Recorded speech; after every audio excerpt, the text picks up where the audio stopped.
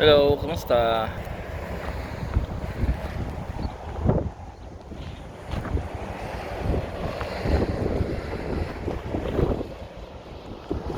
Nandito ako ngayon sa may Kitchener, Ontario, Canada. Naghihintay ng local load lang kasi gusto ko nang umuwi mamaya. Kasi pag tumanggap ako na load papuntang US, baka hindi na ako makabalik. Baka Lunes pa ako makabalik. Kasi Victoria Day sa Monday, holiday. Tapos Biyernes ngayon. Dating ako bukas ng Sabado sa sa US. Sabado Linggo wala nang mga opisina. Mahirapan ako or babalik ko na empty ko lang naman. Kaya sabi ko sa opisina, local load na lang. Meron na wala. Yeah, pasensya.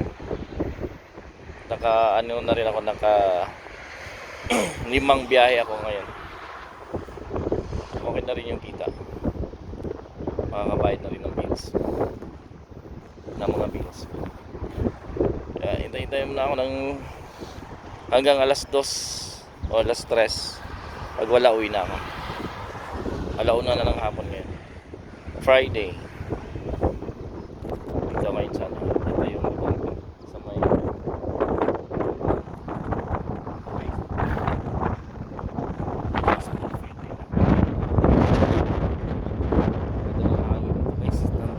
temperature. Tamang-tama lang.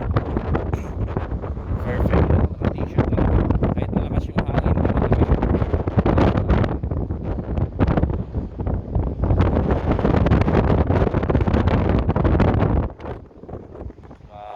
Maulap kahit nga may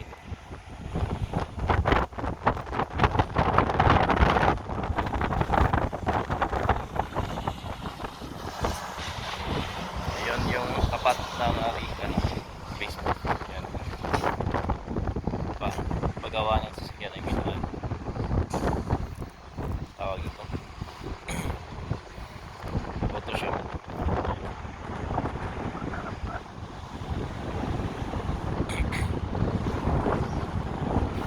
Binenta pala itong lugar na to. Sold na.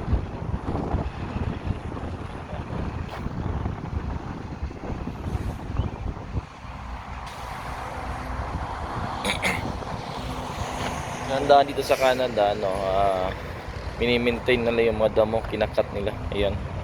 Ito ikakat pa nila. Inuna nila yung yung baseball field. Ayan, nagakat.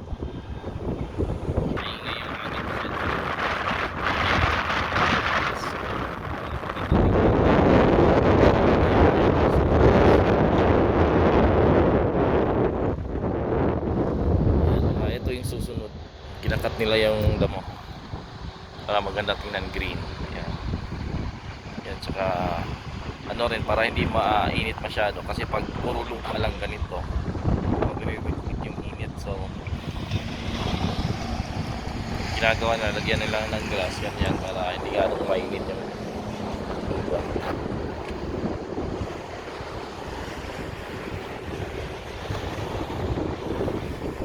Ito, ano pala ito na tinatayan ko, ito yung trail nila, parang mahaba. Sa jogging ka, pwede dito,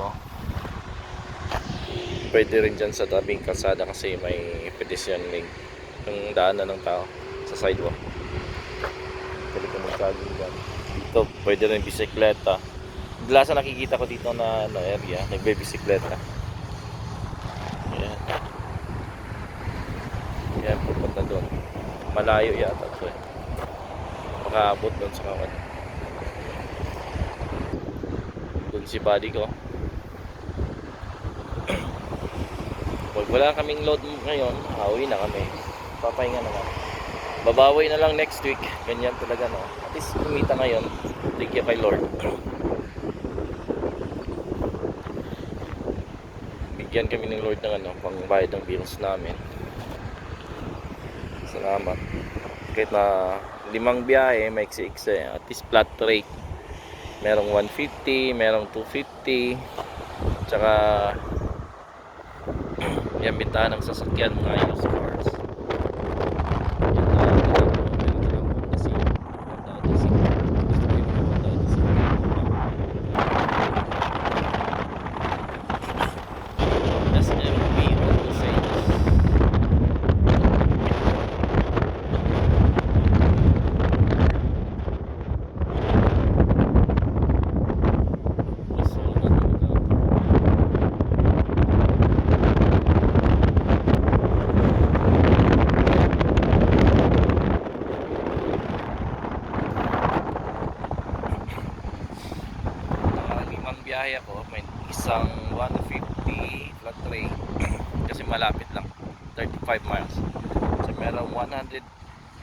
80 miles, 250 yun. Pag ganun, pag 180 to 200 flat rate, $250 and 150 $150. At meron galing pumunta, naghatid ako nung Martes ng Merkules ng hapon, natid ko sa St. Clair, Michigan, almost 300 miles. Tsaka galing sa Michigan, St. Clair, pumunta ako ng may pinick up ako sa Taylor, Michigan. Tapos sinatid ko sa Valcourt, Quebec. Yung may video ko na nasa mountainous na maganda yung view. Tsaka galing doon sa Valcourt, Quebec, may kinuha din ako doon sa may Quebec area. Kalimutan ko yung lugar. Papunta dito sa Kitchener. Mga mahigit 400 miles. 481 miles. Yung galing Ohio, Michigan, mga almost 700 yata yun miles. Okay na yan. Kasi nagsimula ako nung Tuesday ng hapon. Kasi pinagawa ko to, nag oil change ako ng van. Engine oil change and transmission maintenance, regular maintenance. Nag-change ako ng transmission oil kasi schedule na. Na kasi ako dito naka 170 kilometers takbo nitong van ko.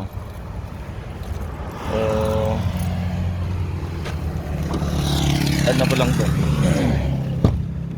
1 year and nung April, nung March 19, isang taon na siya. Ngayon, May, March, April, May, so 1 year and 2 months old yung van ko.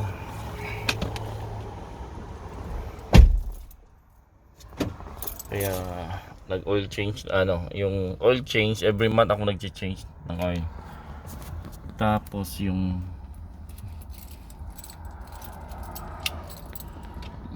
transmission fluid, sabi ng specialist mechanic ko sa Ford, kailangan every 70,000 kilometers. So nag-change na, nakadalawang change na ako.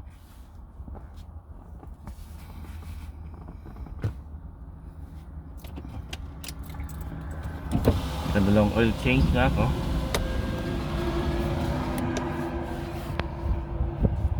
Kasi bintana para makapasok yung hangin. Oil change na ako. Busy kami ngayon siguro kung hindi ako nag-request ng local load, may load na ako. Papunta na ako ng US ngayon. Kailangan ko kasing umuwi kasi nasira yung centralized air condition namin. Kailangan ng palitan kasi matanda na. 1998 pa daw yun manufacture. So ilang edad ng taon na? 1998. 20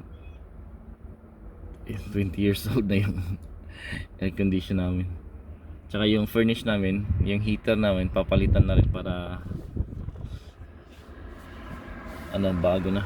Kasi yung heater namin may edad na rin. Kung mas maiedad yung heater namin kaysa air condition, kailangan palitan na kasi kinakalawan na, hindi na safe kasi gas yun. It's time to change, replace na. Kailangan kong umuwi kasi pupunta kami sa Home Depot bukas siguro or sa linggo para mag-apply ng loan. Utang kami ng furnish, heat, cool and heat, aircon and heater. May promo ngayon sa Lowe's yata yun o Home Depot. Kasi pag kumuha kami sa mga company na Reliance or DNK, ang mahal-mahal.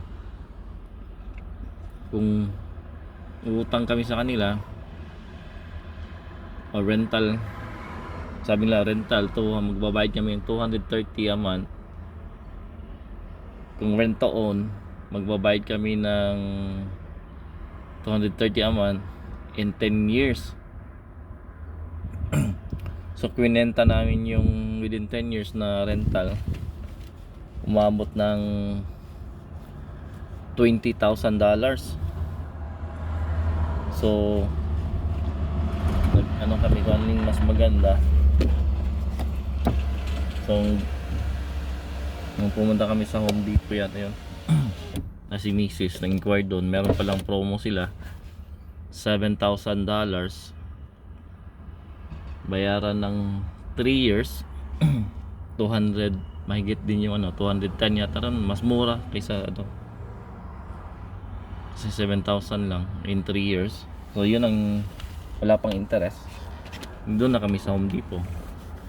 Kailangan umuwi para ako yung mag-apply ng sa credit card namin. Dito sa Canada, hindi ka mabubuhay kung wala kang utang. Mabubuhay ka pero kung gusto mong magkaroon ng gamit kaagad, kailangan mo utangin. Yan, bahay utang, sasakyan utang. Yan, yung pagkain, utang pa yung credit card ginagamit namin, pero binabayaran namin monthly. Ayaw namin pabuti na mag due date kasi, or palampasin ng due date kasi yung interest is mataas, 19%. Pag binayaran namin before due date or due date, walang interest. So yun ang ginagawa namin.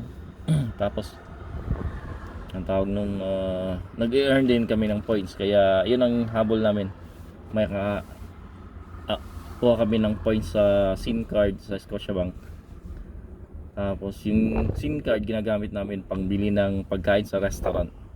Imbis na for example $150 na order namin na food or $100,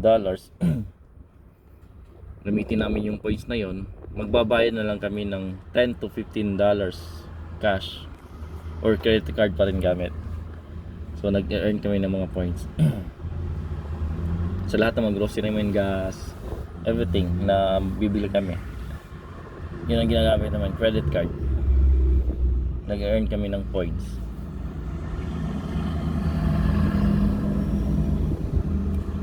Yun lang. Okay guys, nandito na yung magkakat ng grass. Magsisimula na yata siya sa kabilang side, yung matataas. Maintain by government yata to. Okay guys, see you. Stay safe. God bless. Happy weekend.